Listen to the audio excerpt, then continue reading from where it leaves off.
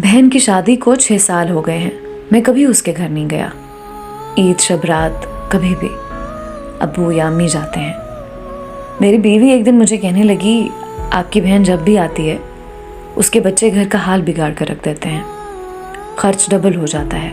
और तुम्हारी माँ हमसे छुप छुपा कर कभी उसको साबुन की पेटी देती है, कभी कपड़े, कभी सर्फ के डब्बे, और कभी कभी तो चावल का थैला भर देती है।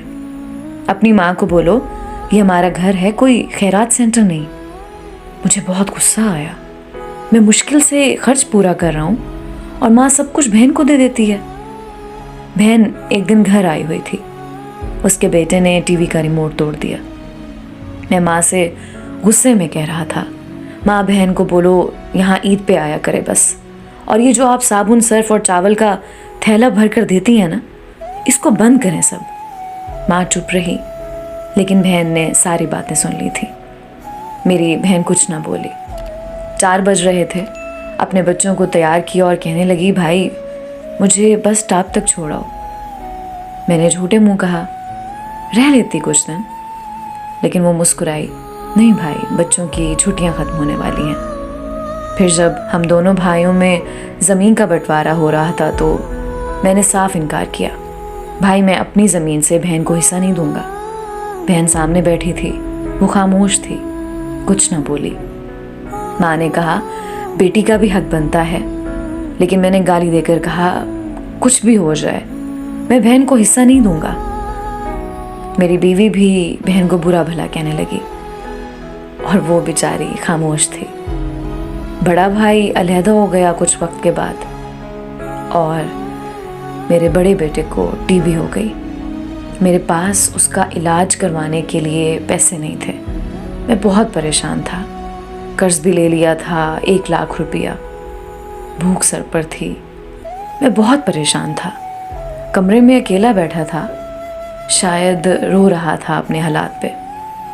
उस वक्त वही बहन घर आ गई। मैंने गुस्से से बोला, अब ये आ गई है मनहूस। मैंने बीवी को कहा, कुछ तैयार करो बहन के लिए। बीवी मेरे पास आई, कोई ज़रूरत नहीं गोश्त या बिरयानी पकाने की इसके लिए। फिर 1 घंटे बाद वो मेरे पास आई। भाई परेशान हो? बहन ने मेरे सर पे हाथ फेरा, बड़ी बहन हूँ तुम्हारी, गोद में खेलते रहे हो, अब देखो मुझसे भी बड़े लगते हो। फिर मेरे करीब हुई, अपने पर्स से सोने के कंगन निकाले, मेरे हाथ में रखे, आहिस्ता से बोली, पागल तू ऐਵੇਂ ही परेशान होता है। बच्चे स्कूल थे, मैंने सोचा दौड़ते दौड़ते भाई से मिलाऊं, ये कंगन बेचकर अपना खर्च कर, बेटे का इलाज करवा, शक्ल तो देख, जरा क्या हालत बना रखी है तूने अपनी। मैं खामोश था, बहन की तरफ देखे जा रहा था। वो आहिस्ता से बोली, किसी को ना बताना कंगन के बारे में, तुमको मेरी कसम है। मेरे माथे पे बूसा किया और 1000 रुपया मुझे दे दिया, जो 150 के नोट थे। शायद वो उसकी जमा पूंजी थी।